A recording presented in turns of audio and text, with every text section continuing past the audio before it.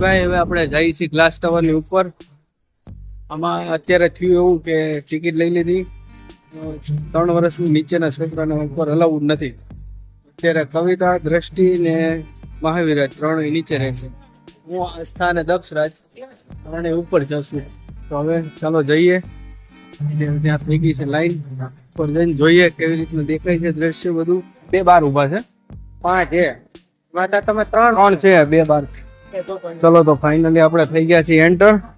અને આપણે અહીંથી શૂઝ કવર લેવાનું છે. શૂઝ કવર લઈને પછી જવાનું છે ઉપર, કેમ કે આની વગર ઉપર આપણને હાલવા નહીં દે ભાઈ. હવે આપણે મળીએ લિફ્ટમાં. લિફ્ટમાંથી સીધા જઈએ આપણે ઉપર. અહીંયા લિફ્ટની પણ સુવિધા છે અને આખું કાંકરિયાનું વ્યૂ પણ લઈ શકો છો અને થોડું ફોટોશૂટ પણ કરી શકો છો. અને લિફ્ટની કેપેસિટીની વાત કરીએ તો 10 થી 15 માણસોની કેપેસિટી લિફ્ટની છે. તો મિત્રો ફાઇનલી આપણે ગ્લાસ ટાવરની ઉપર પહોંચી ગયા છીએ. તો હવે આપણે દેખાડશું તમને બહારનો વ્યૂ. તો મિત્રો ફાઇનલી આપણે આવી ગયા છીએ કાંકરિયા ગ્લાસ ટાવરની સાવ ટોચ ઉપર. તો અમે અહીંયા ઉપર આવ્યા અને દક્ષરાજને અને આસ્થાને પહેલી વખત કીધું કે ચાલો બેટા આગળ પગ મૂકો, કે જાણે મેં એને કહી દીધું હોય કે પહાડ ઉપરથી આપણે અહીંયા કૂદવાનું છે. તેવી રીતના બે બેનભાઈ મારી સામું જોતા હતા. પણ ભાઈ સાહેબ આટલા ઊંચે આવ્યા પછી એવું લાગે છે કે નીચે જોવામાં કાળજું મોઢામાં આવી જાય. એમાંય તે ભાઈ મને તો ઊંચાઈથી બહુ ડર લાગે. અહીંયા આવીને તો એવું લાગ્યું કે મને ટાટિયા ધ્રુજવા માંડ્યા. હો ભાઈ સાચું. એમાંય તે આપણે પવનની જો વાત કરીએ ને, ત્યાં ઉપર તો એવો પવન વાય છે ને કે જો તમે પાતળા હોવ તો ખિસ્સામાં 2-4 પથરા ભરીને આવજો, નકર કાંકરિયાના પવનમાં સીધા પેલી બાજુ લેન્ડ થશો. ચાલો મિત્રો, આ તો છે બધી અમારા દિલની વાત. આપણે થોડું જોઈ લઈએ કાંકરિયા લેકનો નજારો. સૌથી પહેલાં તો નજરમાં એ જ આવે કે આખું કાંકરિયા તળાવ અને તળાવની બરોબર વચ્ચે આવેલી નગીના વાડી અને ત્યાં જવા માટેનો રસ્તો. વચ્ચે એક સુંદર ટાપુ જેવું દેખાય છે. અને ટાવરની બીજી બાજુ નજર નાખો તો દૂર દૂર સુધી ફેલાયેલું અમદાવાદ શહેર, ગીચ વસ્તી, ઊંચી ઇમારતો અને આસપાસની હરિયાળી એક સાથે જોવા મળે છે. એમાંય તે મિત્ર ઉપરથી મારે નીચે નજર કરાઈ ગઈ, ઘડીક તો પરસેવો થઈ ગયો ભાઈ. એમાં પણ બાળકોને લાગી ગયો તો ખૂબ જ ડર. એટલે બાળકો વીએ ગયા હતા લિફ્ટ પાસે અને પછી હું પણ વીએવો લિફ્ટ પાસે. ઓલા ભાઈને પૂછ્યું કે શું છે આની ખાસિયત, તો એ ભાઈ અમને થોડી ખાસિયત કીધી. શું છે ભાઈ એની ખાસિયત? શું છે? ગ્લાસ બુલેટ પ્રૂફ છે. ના, આમાં કેપેસિટી એ વધારે છે માણસોની. કેટલી કેપેસિટી છે આમાં? 200 જણની હોય, પછી 125 કે 130 થઈ જાય તો અમે અપડાઉન કરીએ. આવી રીતના ભાઈ લિફ્ટમાં ઉપર આવવાનું હોય છે. લોકોના મોઢાના રિએક્શન જોઈને આપણને એવું થાય કે વાહ, આ અલગ જ દુનિયામાં આપણે આવી ગયા છે. જાણે ચંદ્ર ઉપર પહેલી વખત પગ મૂકવાના હોય. मजा आया और मैं ये जो मजा है हिंदुस्तान के हर व्यक्ति को देना चाहता हूँ. તો મિત્રો આ બધાને જોઈને મને પણ મનમાં એવું થયું કે આપણે ક્યાં અહીંયા રોજ આવવાના છીએ. અત્યારે આવ્યા છીએ તો આપણે મજા કરી લઈએ. એટલે હું, આસ્થા અને દક્ષરાજ ફરીથી આવી ગયા છીએ ગ્લાસ ઉપર અને થોડી આ ખુશીની પળો મળી છે તો આપણે ખુશી મનાવી લઈએ. અને સાથે સાથે અહીંયા સનસેટ વ્યૂ પણ હતો તો એ પણ તમે જોઈ લો. તો ચાલો મિત્રો જઈએ હવે આપણે નીચે. તો મિત્રો અમે તો ગ્લાસ ટાવર ઉપર ખૂબ જ મજા કરી. જો તમને પણ મજા આવતી હોય તો કન્ટિન્યુ બન્યા રહેજો બ્લોગમાં. આપણે મોજા કાઢી નાખીએ, પાછી જગ્યાએ મૂકી દીધા છે એને. અને હવે આપણે જઈએ એટલે કવિતાની એન્ડ થાય અને એ પણ ઉપર મજા લે. મજા તો બહુ आता है पर डर भी इतना लगता है भाई. તો ફાઇનલી મિત્રો હવે આપણે આવી ગયા છીએ નીચે અને કવિતા અને દ્રષ્ટિ જાય છે બંને ઉપર અને મહાવીરાજ છે આપણી પાસે. મિત્રો આ છે ગ્લાસ ટાવરના રાતના ટાઈમનો વ્યૂ. આ ટાવરની લાઇટો જોઈને એવું લાગે છે કે જાણે ટાવરે નવા વર્ષના કપડાં પહેર્યા હોય. ક્યારેક લાલ, ક્યારેક પીળો ને ક્યારેક લીલો જોઈને એમ થાય કે ટાવર આપણને પૂછી રહ્યો છે કે કેવો લાગુ છું, હજુ એકાદો કલર બદલું. મિત્રો આ જુઓ આપણું કાંકરિયાનું બુર્જ ખલીફા. દુબઈ વાળા પાસે તો ખાલી રેતી જ છે, આપણી પાસે તો નીચે આખું તળાવ છે. રાત્રે આ ટાવર એટલો ચમકે છે કે જો મંગળ ગ્રહ પર એલિયન રહેતા હશે ને તો એ પણ વિચારતા હશે કે અમદાવાદમાં આ કઈ નવી ટોર્ચ ચાલુ કરી.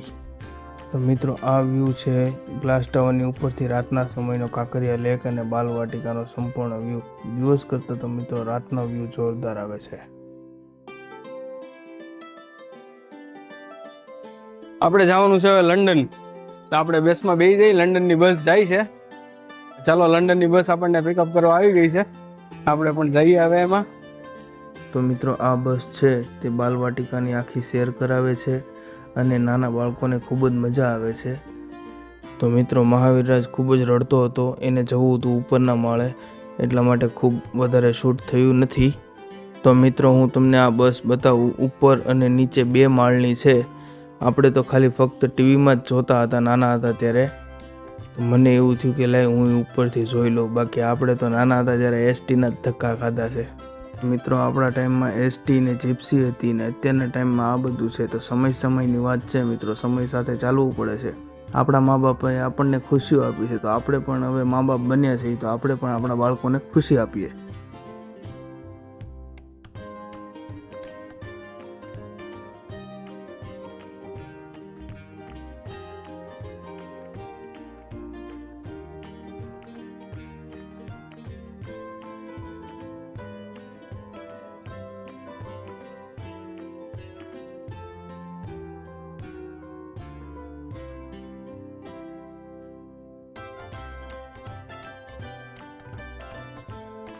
ચાલો ભાઈ, અમે લંડન ફરીને આવી ગયા છીએ.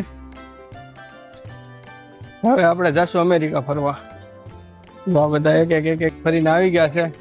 બસમાંથી એક નીચે ઉતરે છે બધા. હવે આપણે કરશું રિંગની રાઈડ. ચાલો આજે કોણ કરશે રિંગની રાઈડ? તો દક્ષરાજ જાય છે રાઈડ કરવા.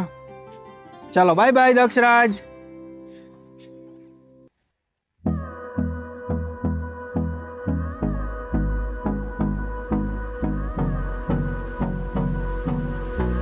દક્ષરાજ ને મજા આવી ગઈ છે રાઈડ કરવાની.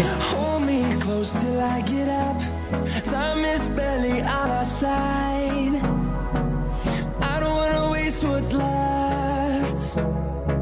The storms we chase are leading us, and love is all we'll ever trust.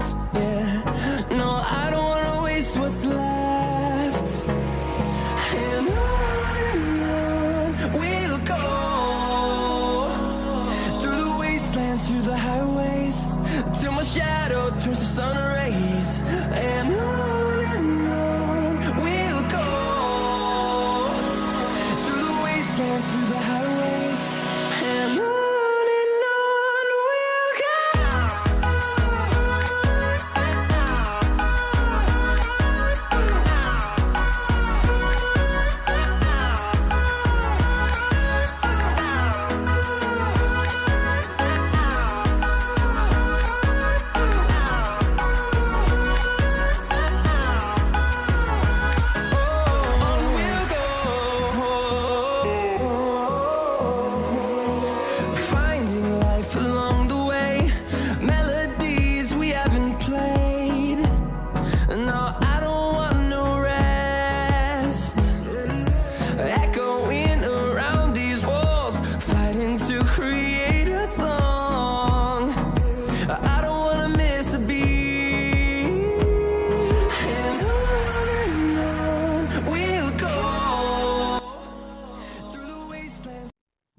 Kankaria lake નો આખો વ્યૂ જોઈ શકો છો તમે.